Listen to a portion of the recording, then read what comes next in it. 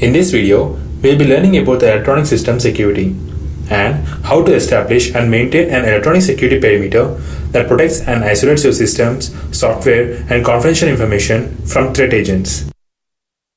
The 5 common electronic communication paths are telephone connections, LAN connections, WAN connections, the internet, and wireless connections.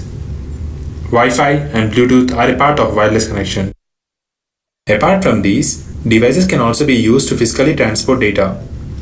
These are called as removable media, and these include floppy disks, zip disks, CDs, DVDs, smart cards, and USB flash drive. Disadvantages of removable media in SCADA systems. When any of the removable media is inserted into a computer, operating system will detect the media and attempt to either boot from it or read its file directory. If malware is planted in the boot sector or file directory, then it is delivered as soon as the removable media is connected to computer. To avoid this, virus scanning software must be updated so that it can delete the malware before it attacks the computer. Other risk with removable media is that they can be used to take the sensitive information from a secure SCADA network to outside world. Theft of information can be avoided by 2 ways. The first way is to disable all the CD drives and USB ports on all computers that have access to secure information in SCADA networks. And the other way is to encrypt all the secure information and limit the number of persons with decryption keys. Mobile electronics. These include USB external hard drives, cell phones with Bluetooth, media players with USB connectivity, digital camera with removable media, etc. Malware can easily be transferred using mobile electronics because these devices come with standardized interfaces and plug-and-play capabilities. These devices also have removable storage media, which presents a risk of taking secure information from SCADA systems. Bluetooth. Bluetooth technology belongs to a category called mobile ad hoc networking. No action is required to establish or terminate a communication connection. A Bluetooth-enabled device automatically makes a connection with other Bluetooth devices in range. So, a hacker with a Bluetooth and additional hacking software in a cell phone can hack into other cell phones in his range and steal the information. One safe strategy is to disallow their use in secure areas. Now let's see about the computer systems. In SCADA systems, computers are assigned the following functions: polling of RTUs and processing of data returned, data archiving, trending and storage, generation of logs, reports and operational summaries, generation and updating of operator displays, alarm annunciation, notification and tracking. VPN technology protects the communications between the computers and authenticates them to each other. Attackers even use this VPN connection for an attack. In the large SCADA systems, there is a need to establish a high-speed link between 2 operational sites. This is established using the physical communication circuits which are leased from the local public telephone company. This gives an attacker an opportunity to find a path into SCADA system. Firewall and encryption techniques can provide a solution to this attack. Operator consoles. SCADA system operator console display functions works on 2 general architectures. One is centralized and other is distributed. Centralized architecture. In a centralized architecture, all the display software will be running on a central server.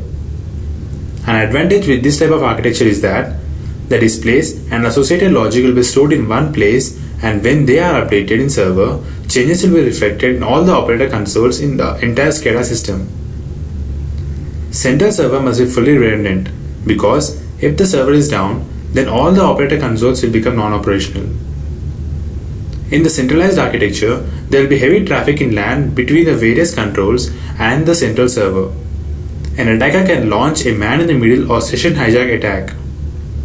This can be prevented by using a VPN between the operator consoles and the SCADA servers using digital certificates. This makes all the traffic encrypted, and an attacker can't employ these attacks without valid digital certificate. Centralized operator console architecture can be achieved by the following technologies: web browser based operator consoles, X terminal based operator consoles, and Microsoft Remote Desktop application based consoles. Web browser technology has the advantage of working on any operating system platform. X terminal technology is used only in my Unix systems, and similarly, Microsoft technology works only on Microsoft system. Distributed architecture. In this architecture model, each operator console is an independent computer with a local display functions and storage. When a display is requested by the operator, the console takes the current data from the server and generates a display locally. A distributed architecture has less traffic over the LAN compared to centralized architecture. This makes them a bit more secure than the centralized architecture systems. RTUs. RTUs communicate with a serial protocol designed for analog communications or with an IP network. RTUs with analog communications can't be upgraded to have encryption included in them because of the CPU and memory limitations. So, an external device is used to add communication security to analog polling circuits. Now let's see about the specific cybersecurity issues faced by electric utility industry. SCADA systems initially provided a way to keep track and manipulate the available power being produced by an electric utility's various generating facilities. With the advances in SCADA technology, the applications running on electric utility SCADA systems became more diverse. Unlike other industries, things happen very quickly in electric industries. So, electric utility SCADA systems tend to use individual polling circuits to each RTU rather than using multiple RTUs on a shared circuit.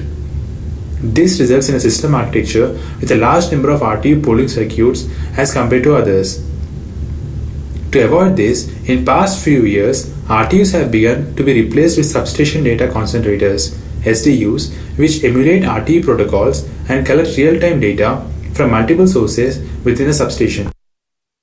RTUs are present in electric utility industry in the following places: electrical substations for controlling switchgear and making electrical measurements, and in generating facilities. These are used for issuing generation controls and making local electrical measurements, and in key locations in power transmission systems like interconnection points with geographically adjacent utilities. Electric utilities have organized the interpersonal into following groups. One group is responsible for the protection of system and equipment and would handle all the protective relaying. Another group would be responsible for measuring the power being bought and sold. A final group will handle the real-time operation of transmission system. This group also operates a SCADA system. Communication between subsystems of SCADA system. Since substations are spread over vast geographical areas, they are connected using remote communication mechanisms. This is done with the help of placement of a port switch on an incoming dial-up telephone line. This dial-in relay connectivity is one of the greatest vulnerabilities in electric power grid. An attacker can dial into a desired station and can send a short sequence of characters that will open the relay. This can be prevented by giving passwords to relays. Telecommunication providers provide a wide range of technical alternatives like T1 or T3 circuits, ISDN circuits, frame relay, X.25 packet switching, and DSL technology.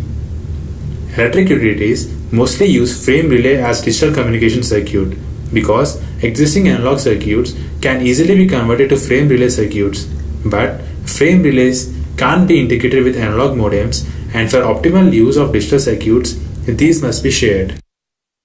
ICCP or TASC.2 protocol. This is used by electric utility SCADA systems to interconnect with other SCADA systems of adjacent utilities and with other grid management systems for data exchanges of real-time data, control commands, and for scheduling data. The other protocol is Utility Communications Architecture. This is also called as UCA. This is used to communicate between various IEDs in a substation and SCADA system. NERC developed recommendations and standards for SCADA systems and related electric power grid infrastructure to make them more secure. This is called as NERC 1200 by 1300 compliance. NERC stands for North American Electric Reliability Corporation. Electronic security has to be maintained in order to secure the critical electronic materials. Removable media can spread malware in SCADA systems. Their usage must be restricted in secure areas.